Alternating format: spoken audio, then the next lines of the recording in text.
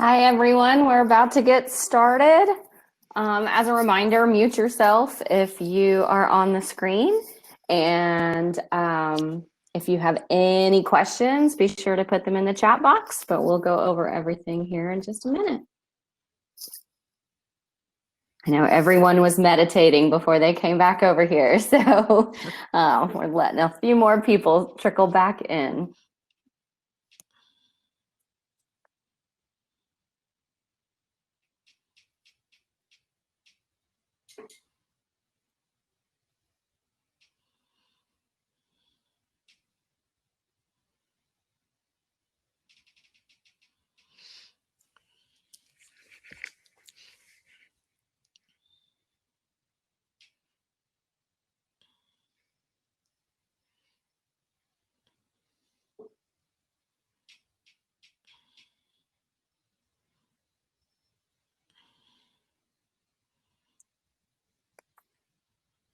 All right, well, let's go ahead and get started.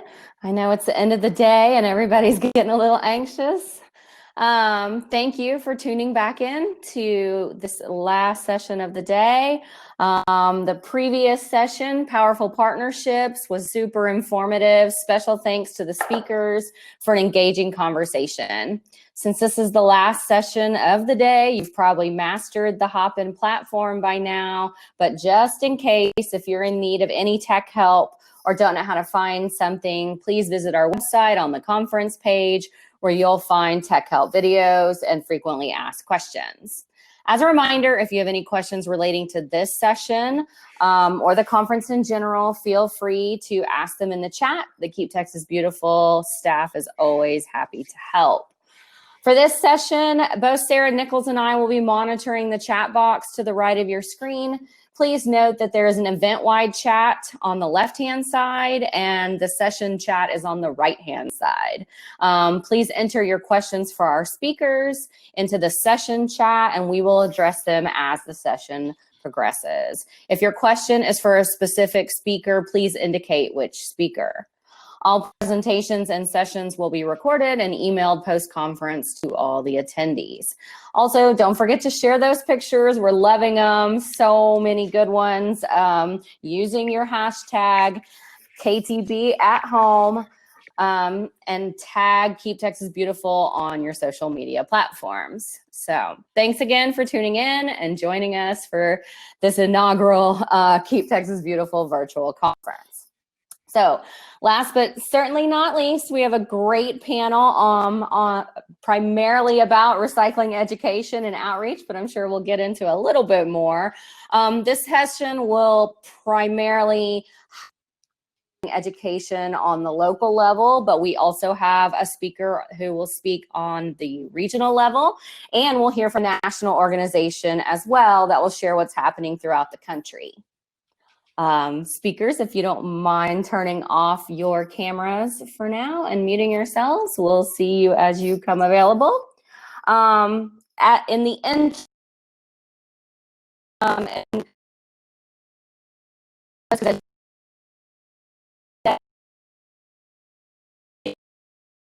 Margaret Ortiz, the recycling education coordinator for the city of McAllen. Josephine Valencia, who is the Assistant Solid Waste Management Director with the City of San Antonio. Nicole Warhoftig, who is the Sustainability and Environmental Education Supervisor with the City of Plano. Cassidy and Development Planner. The Community Program.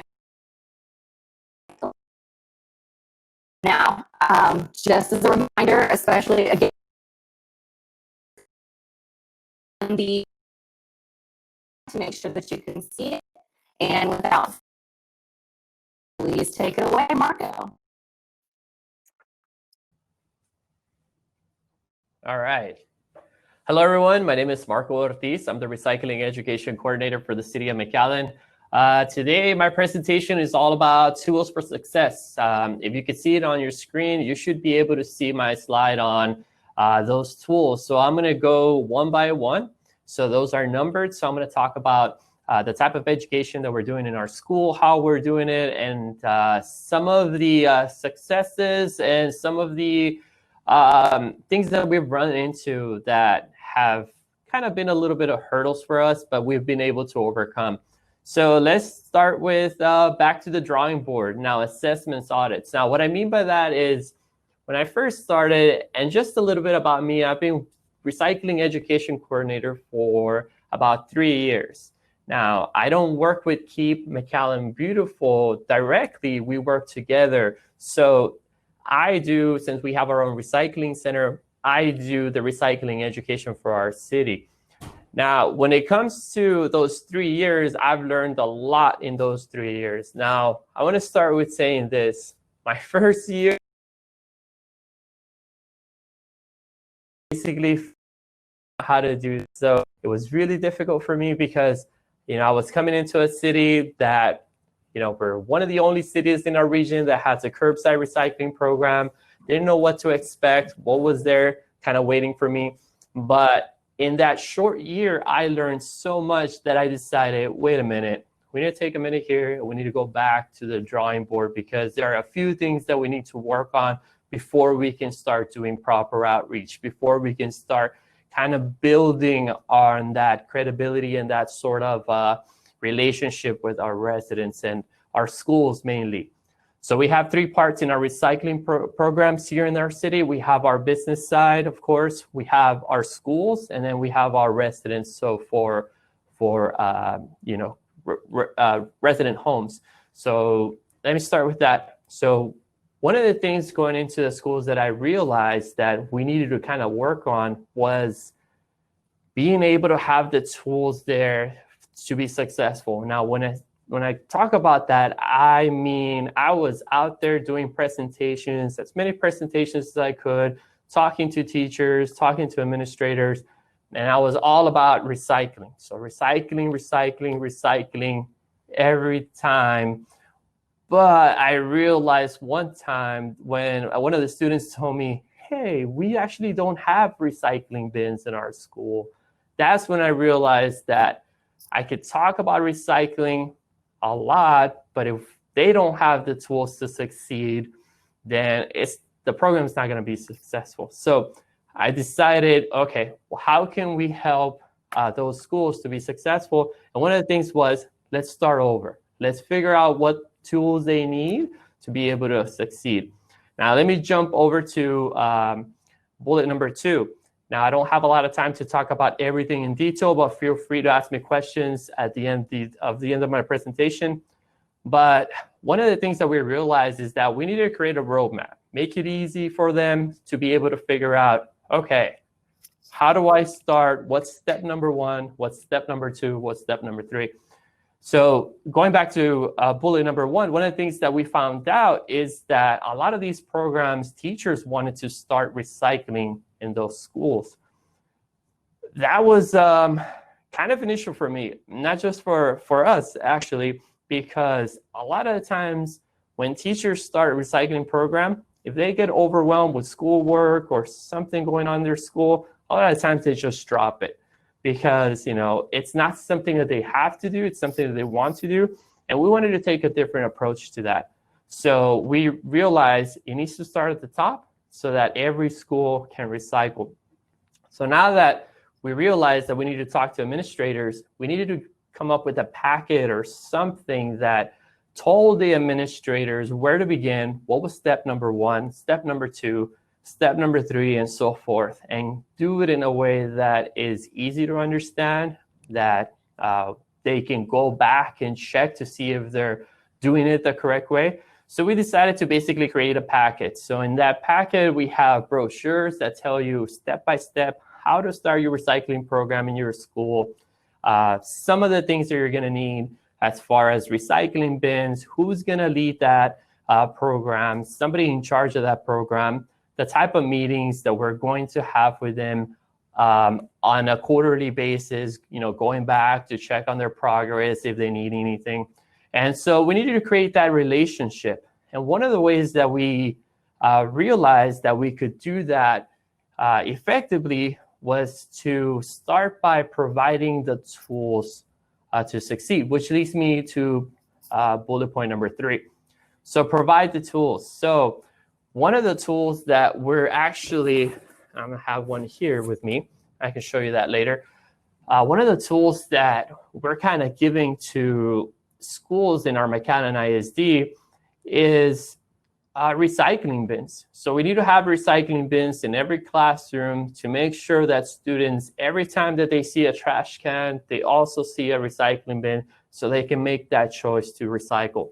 And we didn't have that before. And now we partnered up with International Paper, which they've been able to provide recycling bins for us, made out of cardboard. You still have to use the liner, but at a very, very inexpensive price that we can actually provide to our schools for free.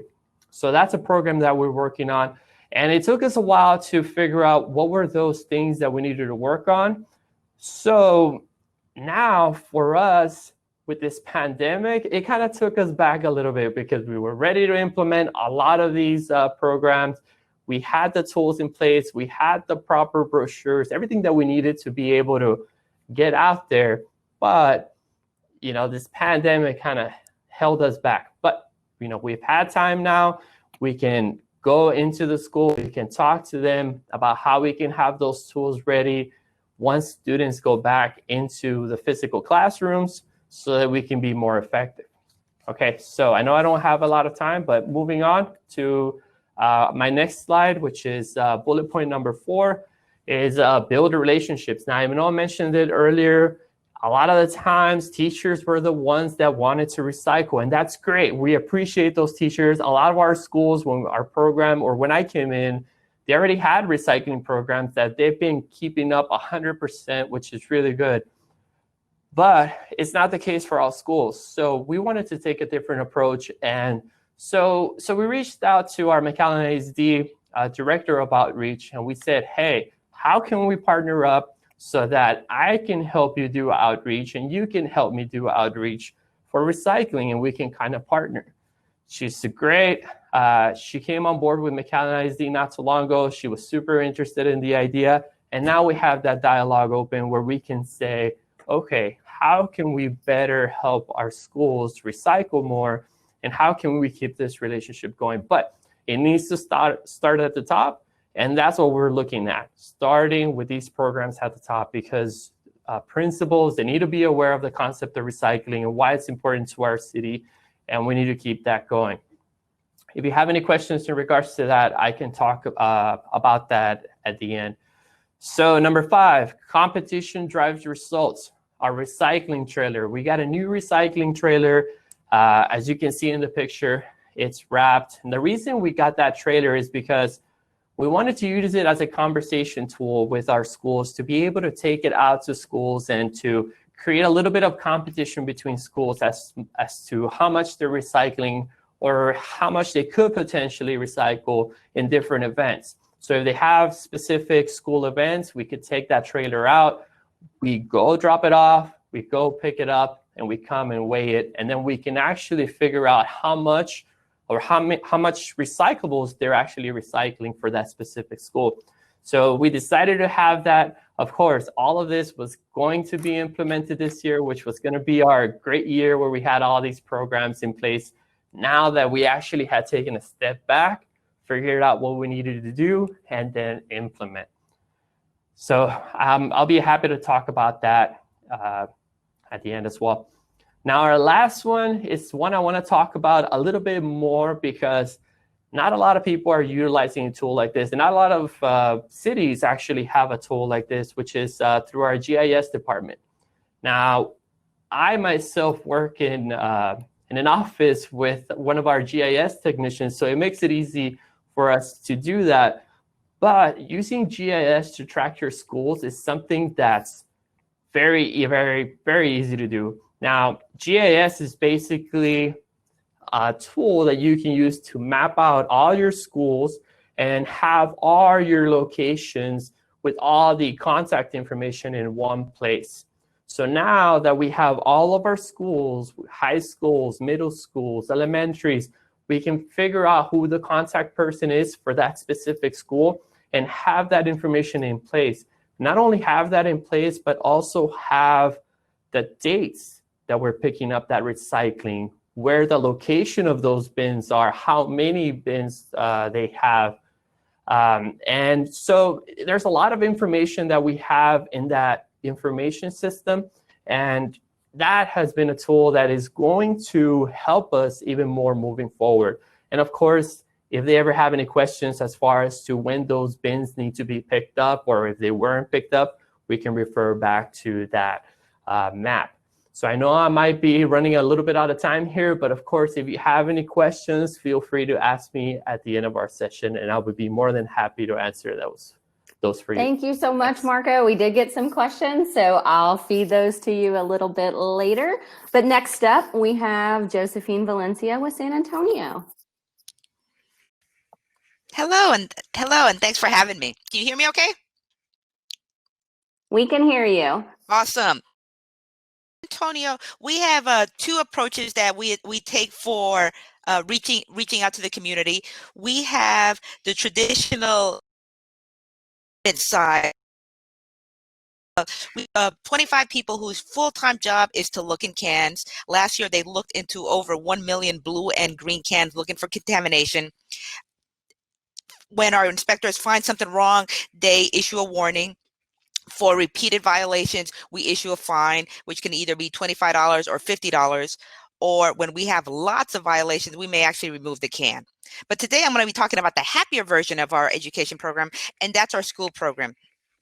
You know, we're lucky that we have 4 recycling coordinators whose full-time job is to go out and do outreach in the community. They go to schools, they go to HOA associations, they go to community groups. And before COVID, we were doing over 1,000 presentations every year. But about 3 years ago, we started looking at our program, trying to figure out, taking a closer look at where exactly we were going in terms of who was hearing our messages. And looking at that a little bit closer, we realized that every year we were going back to the same people. It was the folks who were the most interested in recycling. You know, in addition to some of the schools, you know, we went to the Sierra Club, we went to the Audubon Society, we went to groups like KTB, and, you know, we love recycling. These groups love recycling also, but we realized we weren't necessarily reaching the folks we needed to reach most, the folks who were kind of apathetic about recycling or may not even know enough about how the program works. So on our school side, we decided to, hey, let's take a closer look at a school and let's try to more proactively reach out to them. If they've never heard one of our presentations, let's reach out to them and say, hey, we have this available. Will you let us go into the community? And that helped a little bit. It wasn't as successful as we started out with a letter. We did not get as many takers as I had hoped. So we had followed up with personal visits. We put together a little gift basket for all the principals that had recycling brochures and information more about our program. And that got us a little bit more takers. And then we started thinking about the homeschool community. And my husband homeschools our 8-year-old child. And I can tell you, as part of the homeschool community, we're always looking for events to go to. And I may talk about recycling a lot to my kiddo, but he's never had the opportunity to hear the recycling presentation, you know, from our coordinators or see all the cool things that we do. So last year, for our first time, we held our very first homeschool expo. There's actually several expos. We did 12 events over 6 days. So every day we had a morning event and an afternoon event. In total, we had over 400 people visit one of these events. Here, as you see in the slide, this is basically a very large room at one of our community centers. And in the curtains that you can see in the background, we subdivided it into 3 different sections. So during this event, we segregated the kids into like roughly elementary age, middle age, and high school age. And we had concurrent presentations going on at the same time. Initially, we had thought to do different age groups on different days, but the feedback we got from some of the parents was, hey, I got kiddos that are in wide different of ages. I can't be schlepping them back and forth all the time. So we decided to do this at the same time. Next slide, please. And this having it at the same time allowed us to have a little bit of continuity. And while they were doing that, before the session started, as we knew people would be, even though we had a scheduled time, people would be trickling in and out. We had these little activities set up ahead of time. So, you know, we have some little crafting table on the on one side here, and then we had some gigantic coloring books drawn up. I'm not sure if you can make it out on the slide, but what the kids are coloring is our mascots. So we have 3 different mascots: Kirby the blue cart, Glenda the green cart, and Bart the brown cart. Bart is kind of the annoying little brother, and we use all 3 of our mascots a lot in a lot of our communications. Next slide. And one of the things that I think was really exciting to me about this program was just the opportunity to reach out a group of folks that we've never heard from before. We did our traditional type of presentations for the younger kids. We very hands-on. We bring a lot of recyclables and give kids a chance to kind of sort them. We actually have some little games where we have races where they try to see who can race the faster. For the older kids, we have more scientific aligned presentations. One of the things that we found when reaching out to schools, especially schools that had never had us there before, was it wasn't enough to say, hey, we're available to do a recycling presentation. It was much more helpful and successful. We said, hey, we have a recycling presentation that aligns to this TEAC number specifically, and said, so we're not necessarily taking time away from your classroom. We are, you know, supplementing your science lesson, and you can check off these following TEACs in your presentation. So that really helped us get more teachers willing to let us into the classroom. So that was last year. You know, we were happily planning our expos for this year, and then COVID hit. So we're doing things a little bit differently now. Still, we are billing our community presentations, not just for homeschoolers, but for distance learnings and for anyone. So we've actually recorded some of our recycling coordinators giving the presentations, pretty much the same presentation you see on screen right now. It's a PowerPoint, you know, narrated by one of them. And that is available right now on our website, sarecycles.org.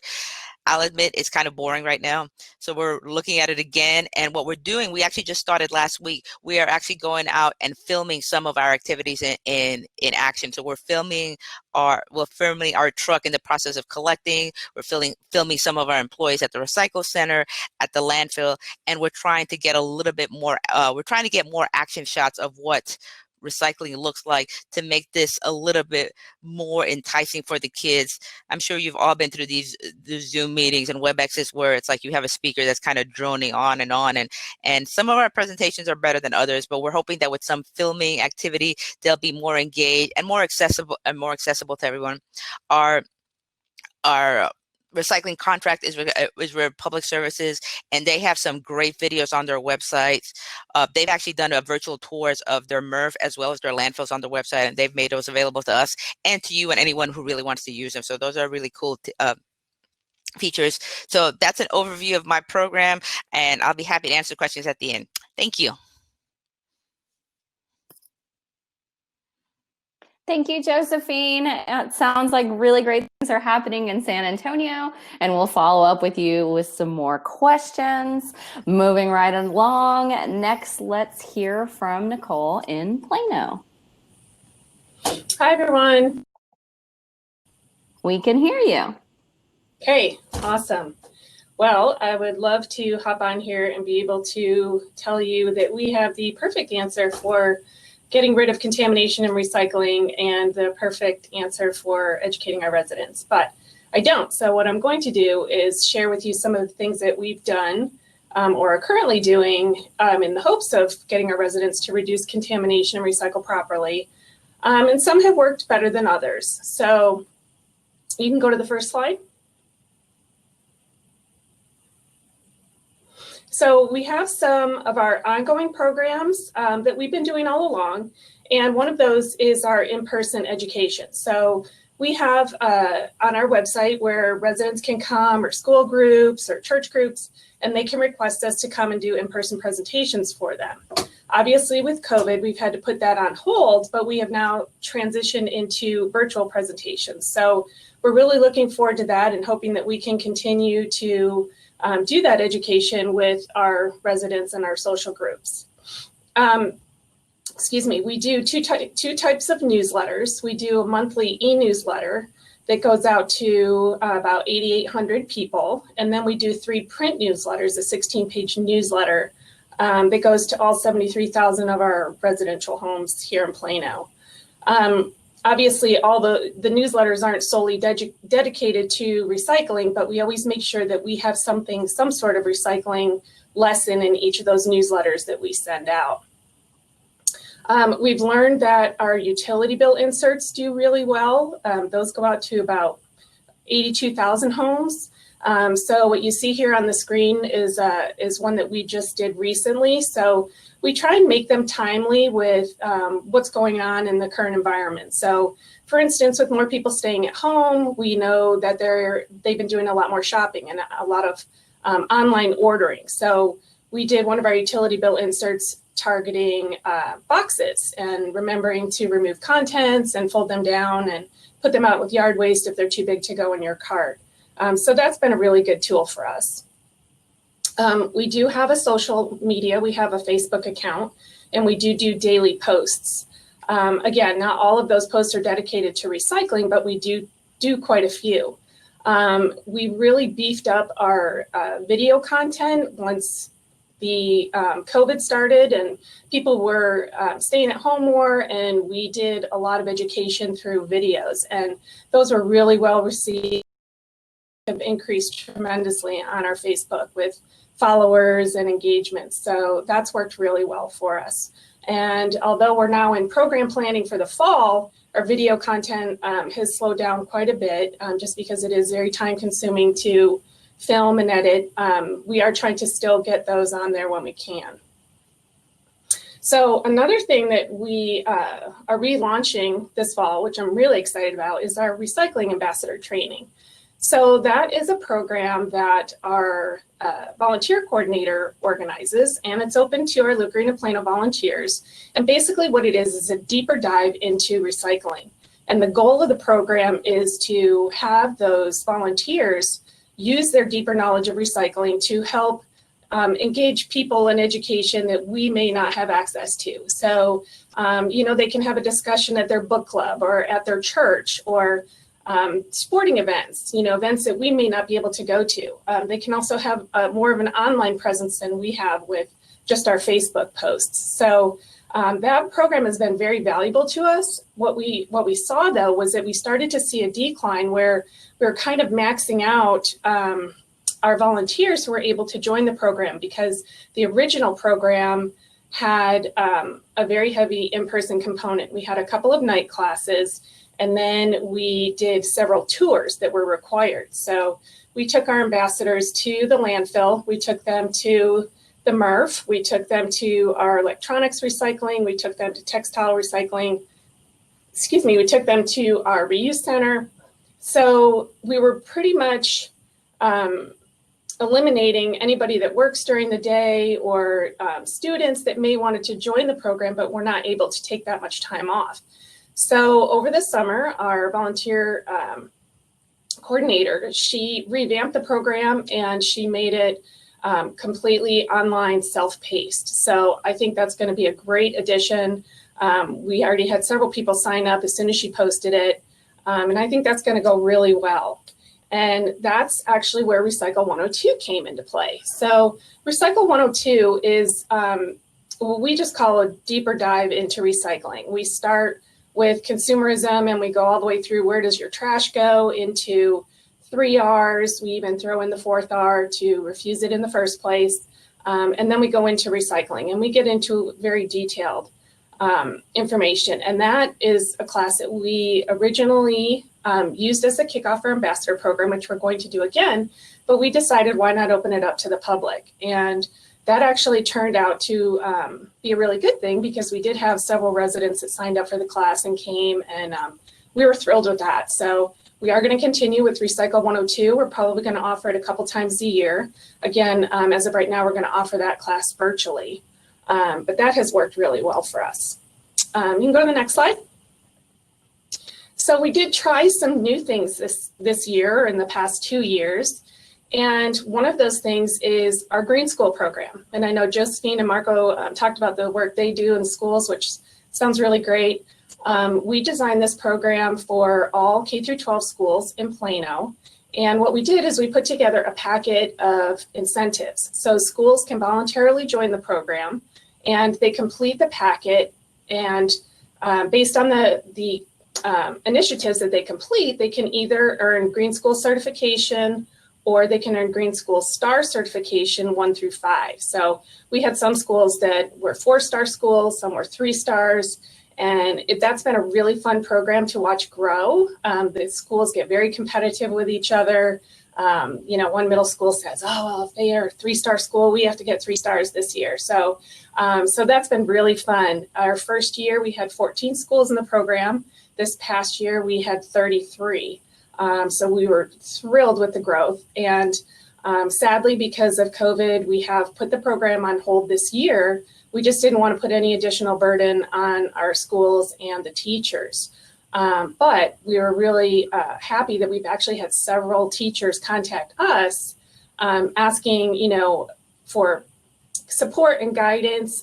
We've had some new schools come to us, and also our schools from before saying they don't want to lose their momentum. So we're still going to be providing resources to our schools and keep them going as much as we can. We tried a town hall. That's something that the city of Plano does on a regular basis, is to have town hall meetings, but they decided to dedicate one to trash and recycling.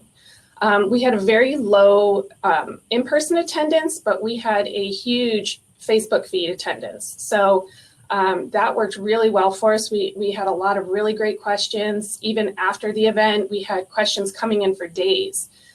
So that's something that I'm hoping that we'll be able to repeat again. We did try something called community conversations, and our goal with that was to get like-minded individuals or people that wanted to learn more about recycling or had questions about recycling to come together. We had some set topics for them to discuss, and our goal was to break out into small sessions and then come together in a larger group to have a conversation about it. Our attendance for that was really low, but we did think it was valuable for those that came, so we probably will try that again as well. Now that we have our new Plano Recycling Center here in Plano, our Republic Services MRF, with the new Learning Center, it's an awesome facility. And what we found, and they've opened it up for tours. So what we found is that people that go there really see hands-on why it's so important to sort properly and why contamination is a big issue and where the contaminated items end up and the amount of stuff that has to go to the landfill if it's not proper recycling. So we decided, why don't we organize some tours? So we actually scheduled 4 a year.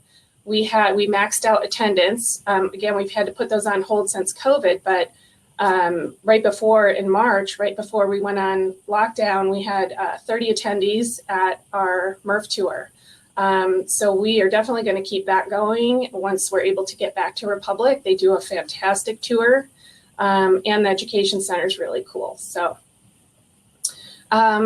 we have upcoming, we just selected a consultant to help us with our COG education campaign. So we're looking forward to launching that hopefully in the next month or two.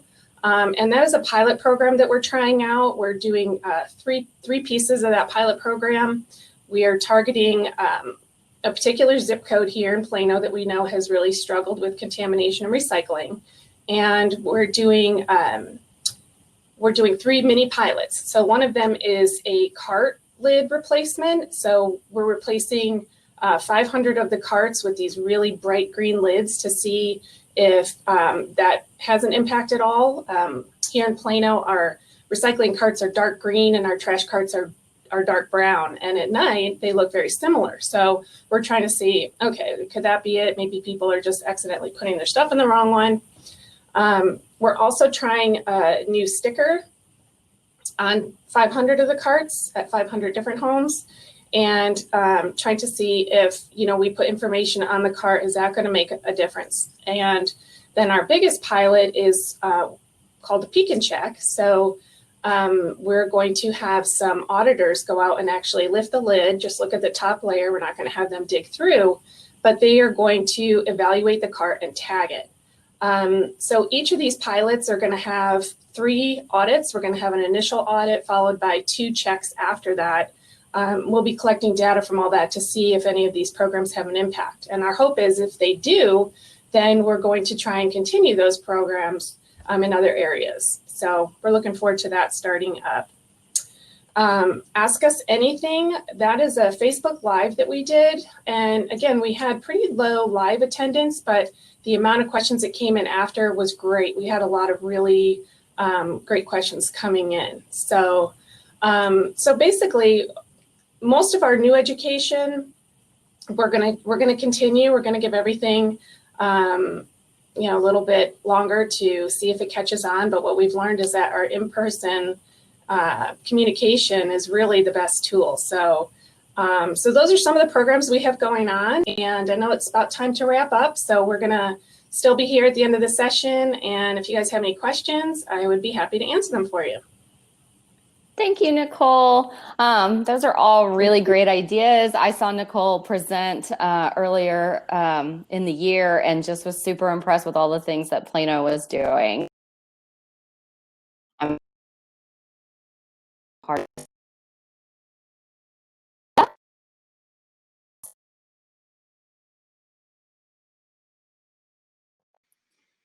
I'm going to hop in because I think Rachel's having some audio issues. But next up, we will hear from Cassidy Campbell with the North Central Texas COG. Hey, good afternoon, everyone. I hope everyone can see and hear me.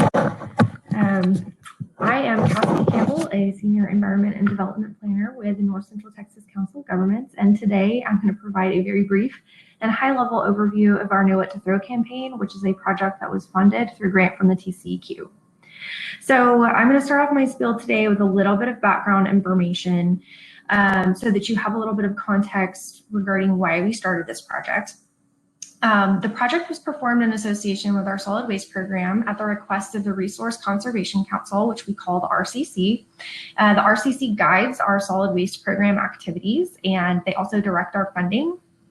And they requested this project due to challenges that are associated with residential recycling in our region. And since these challenges are so significant and widespread, the request was that we initiate a large project that would be on a scale and a level of aggressiveness that, to our knowledge, hasn't been done before.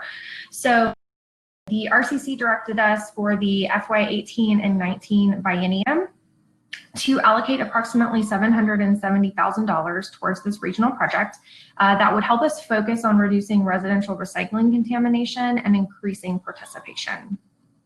So just to give some high-level bullet points over the development of this campaign, because it actually was, it was a long-term project. It's still going on, but the development took a significant amount of effort and steps. But basically, we had a project advisory group that came together. It was a group of volunteers, and most of them made up of RCC members. And after having several task force meetings with this group, it was determined that our best path forward was to develop a regional education campaign to help residents learn how to recycle more and recycle right. So, and then further along on that note, it was also decided that in order to make our messaging as effective as possible, it needed to be data driven so that we could really focus in on the issues specific to our region and tackle those. So the first phase of our project actually consisted of data collection, and we did a significant amount of data collection using several different mechanisms, but I'm only going to kind of brief you on a couple of them today. The first part was a waste characterization study where we actually had volunteers, cities that brought their some of their residents' garbage to Comus Bluff, and it was sorted through with a contractor to give us a better picture of, in our region, what types of valuable recyclables are ending up in the waste stream and what kind of opportunity costs we were looking at. So, and I'm not going to go too much into the details of that, but it's a lot of money that's left on the table, or rather that's left in the landfill. But we do, it would have probably been helpful for me to post this on the slide, but I will in the chat box post our project website where you can look through the project development in more detail, and you can also look at some of these results that we received as far as the amount of money that is estimated to be in the landfill in the form of these valuable recyclables, and then other slides on other data that we collected. And then the other side of that data collection process that we went through, we conducted MRF interviews, and this was to, on the flip side of the waste characterization study, try to determine what kind of contaminants were ending up in the recycling stream. Because obviously the MRFs don't want that, because it does contaminate the valuable recyclables and then they all become trash. And also it's a hazard to their facilities, their operations, and most importantly, their employees. So basically after we completed the data collection, we used the data that we gathered to create the messaging. And we was specifically decided that our messaging needed to be simple, consistent, and high level enough to be relevant across our entire region. And so the simple part of it is really important because nowadays people's attention spans are a bit shorter than they used to be, and also everybody's very busy. And so having really simple messages like no batteries, go in the cart, is really helpful. And then people that want to dig into it a little bit more can, but hopefully that message will ring with them the next time they're getting ready to decide, they're holding something in their hand that they want to get rid of, recycle, trash, and hopefully it will ring back to them. As far as consistency, the more times somebody is presented with a message that is consistent, is the more likely that they are to actually absorb the message and then change the behavior. And then regarding the high level part of it, since this was a region-wide campaign, and as many of you are probably aware, a lot of communities have different specifics as far as what recyclables they will accept and what they won't, as far as what their MRF contract allows. So for example, Mansfield might accept plastic bags and Mesquite might not. So what we aim to do to keep it relevant across the region, so that the message would be useful to everybody in our region, to all residents, was we really wanted to focus in and drill down on those universally accepted recyclables, such as aluminum cans and paper. And then also on the flip side of that, focus on those items that are universally not accepted, that are not wanted, which would be your propane tanks and needles and batteries. So after we created the messaging, you move on to execution. So I'm just going to hit a couple of highlights here again. Basically, some of the things that are important to note about our campaign is that we worked really hard to try to amplify the messaging by these coordinated regional topics. So the purpose of these is to play on the social media algorithms that pick up on what is considered useful information to their users that can then help this messaging gain momentum.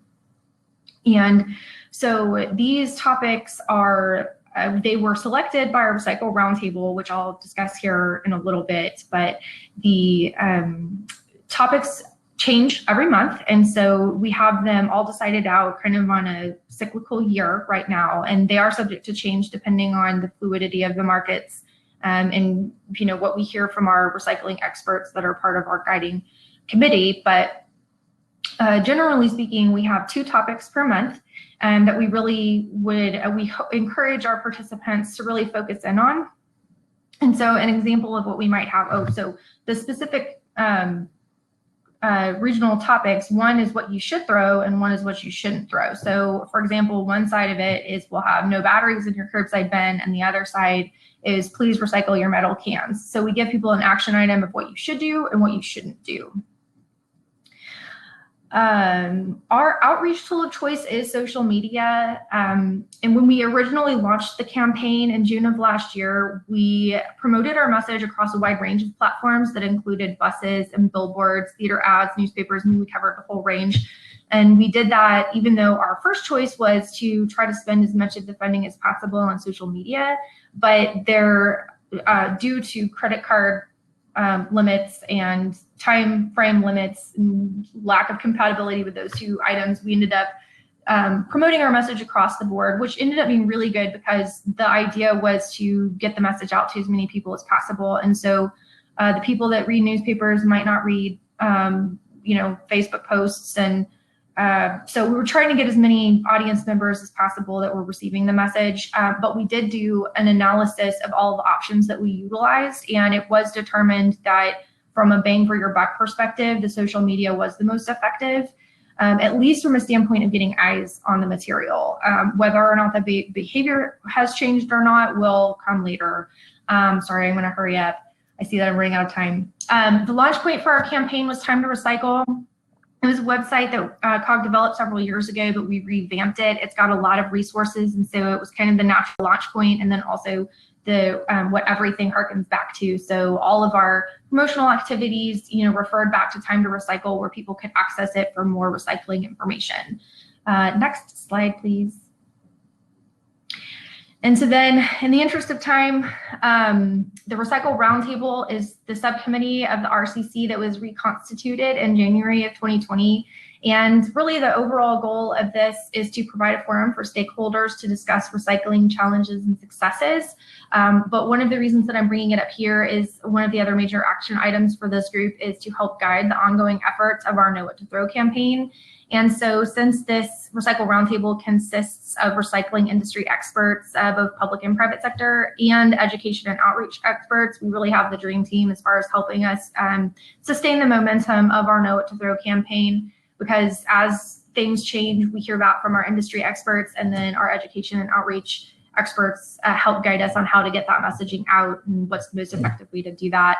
And then my last slide, I'm going to let it speak for itself, but basically if anybody is interested in getting involved, this will line out a bunch of different ways that you can. You can go to timetorecycle.com as well, but anything that you can do on this list personally and professionally is much appreciated, and it can only help. So I will leave it at that. Thank you, Cassidy. I'm sorry we had to hurry everyone along.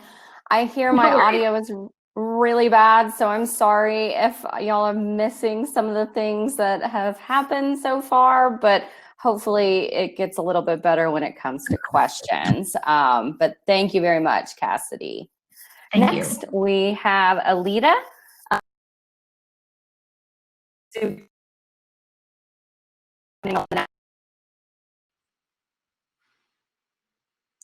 Thanks, and thank you, Texas, and Keep Texas Beautiful, having me here with y'all today.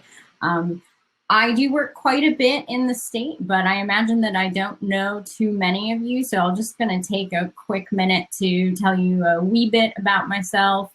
I work for the Recycling Partnership in a community-facing role, so really work hand in hand with communities throughout the nation, and as I said, many in Texas. I came from working in the public sector managing a recycling program for the city of Tampa in Florida, and that is where I currently reside. So that's enough about me. A little bit about the Recycling Partnership. If you don't know the organization, we are a national nonprofit, and our organization really works hand in hand with both corporations and communities to catalyze change and catalyze recycling change, I should specifically say, and transform recycling for good. Now, we do this by working in several different sectors within the recycling system. So we work on infrastructure, we work to develop tools for communities while conducting research on those tools and determining, best ways to reach your residents, and collecting as much data as possible to make sure that we are making, educated leaps on moving forward with our education. And we also provide expert assistance to communities. And really, that is the role of our community engagement team, which I am a part of. We have many folks working at the Recycling Partnership to work as well on system solutions. So they're working with the private sector to really build those system solutions. And it's really important to keep in mind, why we're here doing this work, and really why all of us are here doing this work. It's about, managing a recycling program, but why? And, at the Recycling Partnership, we're constantly reminded that the work that we're doing translates to a savings in natural resources. It translates to a savings in our precious water resources, a reduction in greenhouse gas emissions. And we're able to achieve the metrics that you're looking at here by working with our funding partners. So we do have several funding partners who have a real interest in seeing recycling succeed. And we really work hand in hand with them to, again, work in both sides of the system. You can see some of them right there. Now, as I mentioned, we do quite a bit with data at the Recycling Partnership. We're a very data-driven organization, and it's one of our deepest buckets of work. And I think that when you are thinking about recycling education, it's important to have an idea of both what current recycling behaviors are happening and what people are thinking about recycling and what some of their ideologies are. So I want to share that with you today. And I'm going to be sharing some information from a recent report that we published. It is our State of Curbside report, was published in 2020. I'm going to share some high-level information here, but you can dig in more at our webpage, which will be shared with you, but really simple, recyclingpartnership.org, so you can find information there. And so the first thing that we're looking at is what is actually being generated in households across the nation that is recycling material. And so this generation is not necessarily just what's going in the recycling bin, but what has the potential to go in the recycling bin. So you can really see here that there's quite a bit of generation of cardboard, glass containers, mixed paper, and much of this, is making it in the recycling bin. And we're going to look at that a little more closely. And then you can see there's lower generation of other things. And having this knowledge can really help you create a well-informed campaign. This can be gleaned from a capture rate study, which can be kind of pricey. And so if your community isn't positioned to do a capture rate study, highly recommend that anytime you're going to embark on an education campaign, you do dig into a little bit about what's already happening in your recycling stream. Cassidy did a great job of outlining how they did that in the North Central Texas COG. But that can help you create an informed campaign. Is your community really under recovering cans? And is some of your deepest contamination issues around food waste? So getting to know that can be really beneficial to your campaign.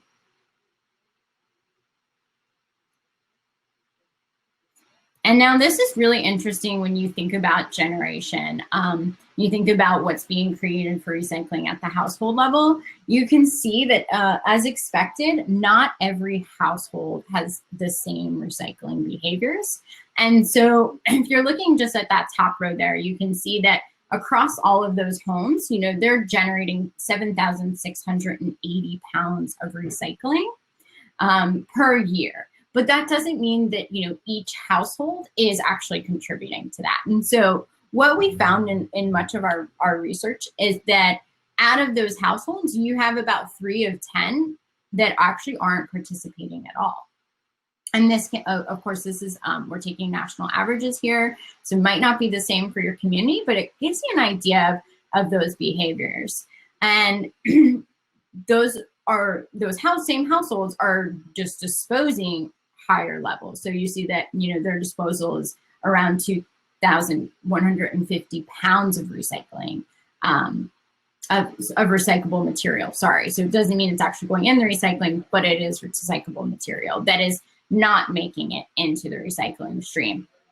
And out of those households that are participating, and this is, I think, really interesting, there's still recyclable material in the household that isn't making it in those bins, that is instead ending up in the trash. And so what we're seeing here is one, not all households are participating. So you might have tonnage coming in, but it's only coming consistently kind of from these select households. And then two, even within those select households, we're seeing that they're not always getting that material in the bin. So there's just a lot of potential to still be recovered across the nation.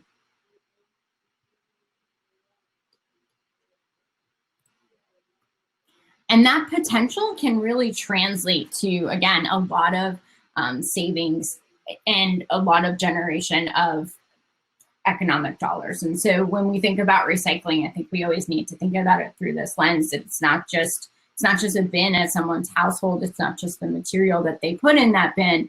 It's, you know, the conservation of potentially 154 million barrels of oil, reduction of millions of greenhouse gases, and the generation of, you know, 370,000 full-time jobs. And that's from the, again, specifically relates to the amount of material that we know is being generated at the national level that could be recycled, but is not always being captured. So hopefully that one tells you a little bit about what the landscape currently looks like and inspires you to think about how much more is out there for us to tap into when it comes to recycling.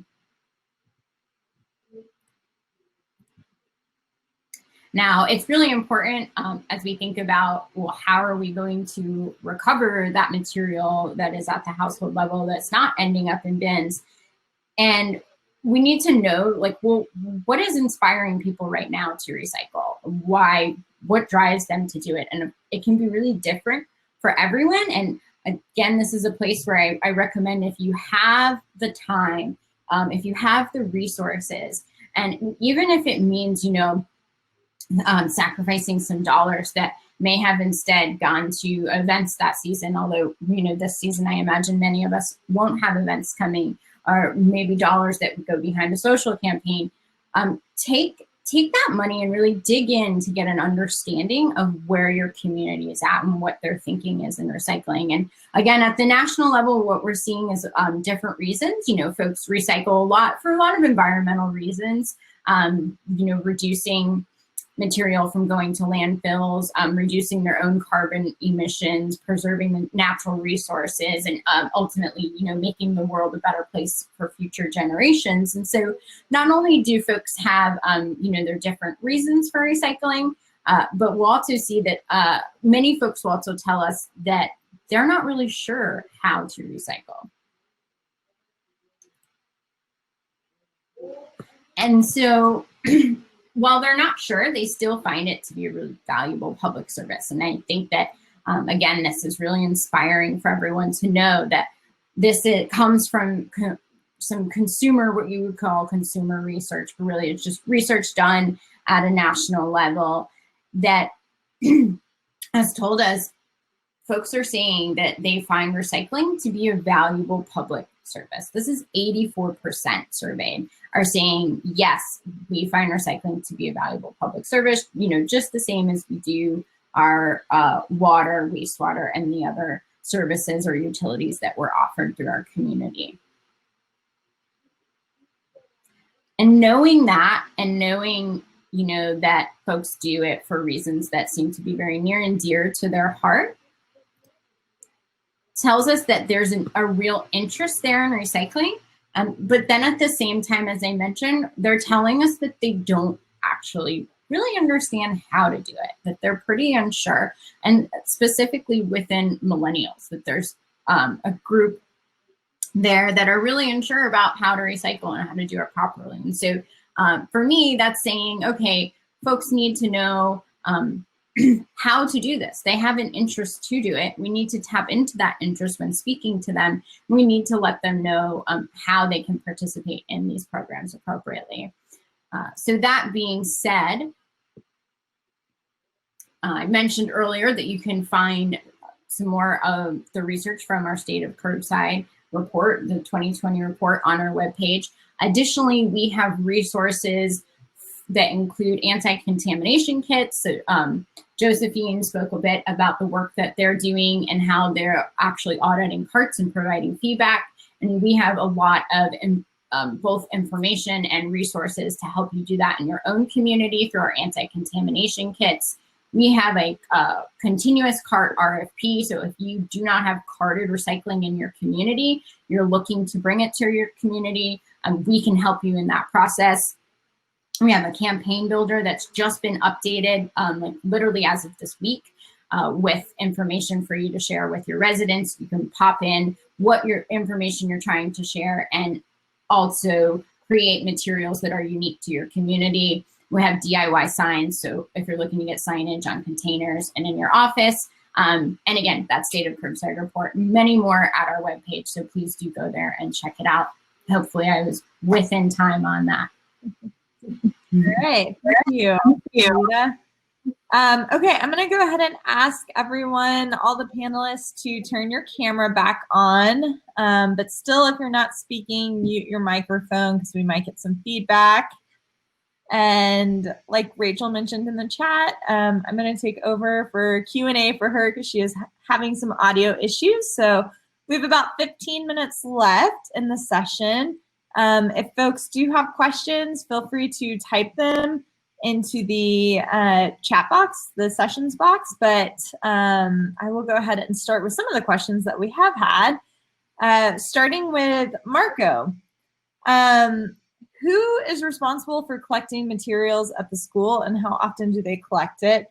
And then another question for you, did you have any issues getting recycling started in the schools? Because we often hear that school officials are sometimes unmotivated to start recycling programs. So how did you kind of overcome that hurdle?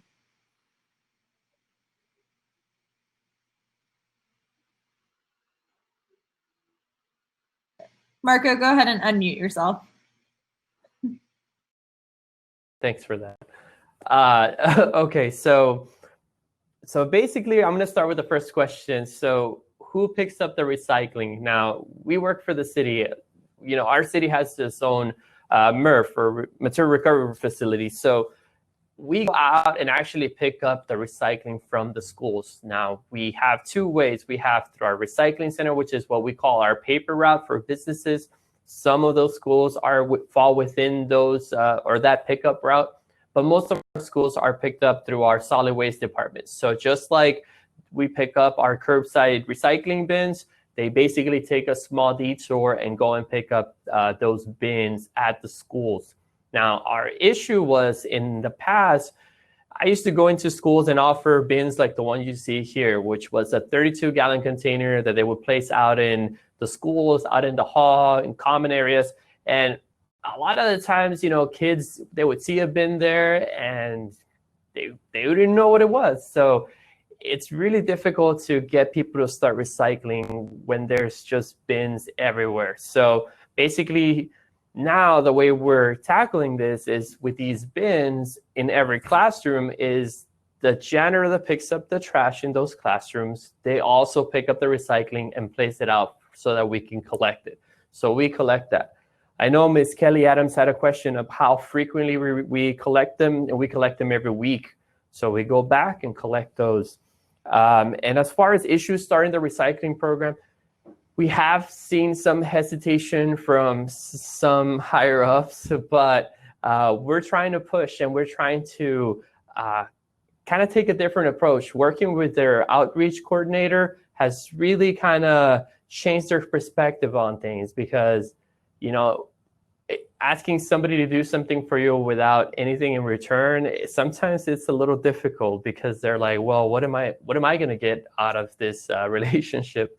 Unfortunately, that's the truth. So we've had to actually work with them closely to offer them, you know, value on that partnership. So, you know, working with Keep Texas Beautiful and working with, working with Keep McAllen Beautiful and other departments, we've been able to figure out, okay, how can we all come together as a city and offer more to our ISDs so that we can build on that relationship. And it goes both ways. And that's been a little bit better for us.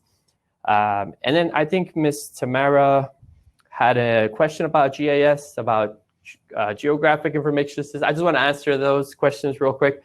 Geographic information systems, that's what we use. So basically, we just map out all our schools and we figure out where those bins are placed so that our truck drivers know exactly where to pick up those bins. So every route of truck drivers that they service, they'll know where to go and pick up those recycling bins on a specific day. So that keeps everybody accountable on that. Great, thank you, Marco. A question for Cassidy and probably Alita as well, since y'all both worked on the Time to Recycle campaign, and Alita, you've worked with a number of different communities all across the country. There are a lot of folks on this webinar conference that are from different COGs outside of the North Central Texas COG area. Do you have any advice for them if they wanted to start to organize a regional education campaign in some capacity? Like, where would they start? So that would probably be a really good question for Alita, because they're the experts as far as doing that. From my perspective, just to add in my 2 cents real quick, I think that you can go at it a couple of different ways, and definitely if Alita disagrees with this, go with what she says. But if you don't have the funding to do the data collection portion that we did, I think you're still fine, because what we found was pretty similar to, I think, probably the same kind of problems that we're seeing across the state and the nation. So you can still address it. And my advice personally would just be, I really think that our campaign worked well from a standpoint of using that simple, high-level, consistent messaging. And then also interacting as much as you can in social media. I know sometimes we have a pretty small staff in our E&D department, but we have a really good communications team that helped under the guidance of the Recycling Partnership, learn how, when you start getting that negative chatter around posts that you're making, which, I mean, who would have thought that recycling could end up being political or somehow negative or something? But some people are out there going around. So I would say keep an eye out for that and just make sure that your messaging doesn't get kind of sidelined. But for the most part, you can do what you can do within the bounds of your funding. And also, we did receive approval from the TCEQ. We can share our resources. There are a couple of restrictions that we ask people, to make sure that TCEQ is identified as the source of the original funding. But if people want to use our resources, definitely feel free to use them. So that probably wasn't very helpful. I'll turn it over to Alita now. That was great, Cassidy. I think you brought up a really important point, which is, that it can be done with that you may not think would stretch far enough for a regional campaign. A couple things about that specifically, with a regional campaign, depending on who you're bringing into that, you have the opportunity to really all leverage one another's resources, and that can be the beauty of it. Now, when you think about who you're bringing into your regional campaign and why they're there, I think that's an important aspect. We like to really look at it from a MRF shed perspective. And so it's going to be easier to all approach and just decide on what the most important messaging is to get out to your region. If you know that MRF or 1 or 2 MRFs within your region are dealing with the same issue. And so you don't have to do that full waste characterization study, or you don't have to do that full capture study. If you're able to get some information from your MRF, or do some auditing yourself to have an understanding at a regional level of what that issue is. And as Cassie mentioned, really focusing on that one issue. And so it may be the case that one community recycles styrofoam and another one doesn't, and you can so quickly, as Cassidy it really actually experienced herself, get caught up on those differences, but it's not what you're going to be communicating on a regional level anyways. And so I say, like, steer away from that as much as possible and really stay focused on something like keeping recycling out of bags, or keeping plastic bags, out of your recycling. Something as simple as that. So if you are looking to launch a regional campaign, I say think about who your partners need to be and be smart about it. You really can't include every single partner or every single community if you are a county that has 26 municipalities within it. So think about who really needs to be at the table and what really needs to be addressed at a regional level, and then think about what are the best paths for communication at a regional level, because the way you communicate to your residents at a household community level might be through mail, but that's probably not going to be the best way to launch your regional campaign. Something like social or mass media can really work for that. Thanks, Alita and Cassidy. I think kind of going one step further, because Alita, you mentioned, if you are having a bad plastic bag problem, just, focus on that one issue. But for general education and outreach, when it comes to recycling programs for maybe, a cart rollout program, or someone who just moved into a new house, or whatever else it might be. Josephine and Nicole, do you think it would be advisable to use a very simplified list of acceptable materials, or use messaging around when in doubt, throw it out? I think sometimes a lot of city websites are kind of have the list that goes on forever of what can and cannot go into recycling carts. So how do you then simplify that to have it make the most sense and be grasped by that resident easily? So in San Antonio, we do both. We have a very detailed list of everything that's recyclable. It's way too long in my opinion, but that's what we give everyone. But as a result of our inspections, if someone has a violation, and if we found something specifically wrong with a cart that we inspected, we don't give them that long list. We give them a very simplified flyer that we call the Core 4. And we say, hey, if you're not sure about what to recycle, just focus on these four things. And I think that's really helpful. I wanted to share that we did some focus groups with the community. We paid the Gallup group to actually do in-depth focus groups with the community. And one of the things that we had asked about was that phrase, when in doubt, throw it out. And unfortunately, pretty much that phrase we found was kind of worthless, because residents had no doubt. They were absolutely certain that the item that we were talking about was recyclable. So they were like, of course I'm gonna put this in the blue cart. We still use that phrase because we haven't really found a replacement for it. But according to our focus groups, not a good idea. I just have to thank Josephine for sharing that, because we have found the same in focus groups that we've done. Also in our West Coast work, residents aren't in doubt. So telling them when in doubt, throw it out, unfortunately doesn't resonate with them in the way that we would hope it would. One of the phrases we're experimenting right now is follow your ABCs, all bottles and cans. Generally, if you're putting just bottles and cans in recycling cart, generally most programs will accept all of those. Nicole, do you have anything to add to that from the local perspective? I do, actually. So last summer, we had a high school intern working with us, and we had him working on what we called Recycle It, which was basically an app we had on our website where residents could type in just about anything they wanted to find out if it was recycling or trash or where it would go. And it was we felt like it was pretty inclusive. What resulted with that was the amount of emails that we got with the most bizarre items you couldn't even imagine, asking if they could put it in their recycle bin.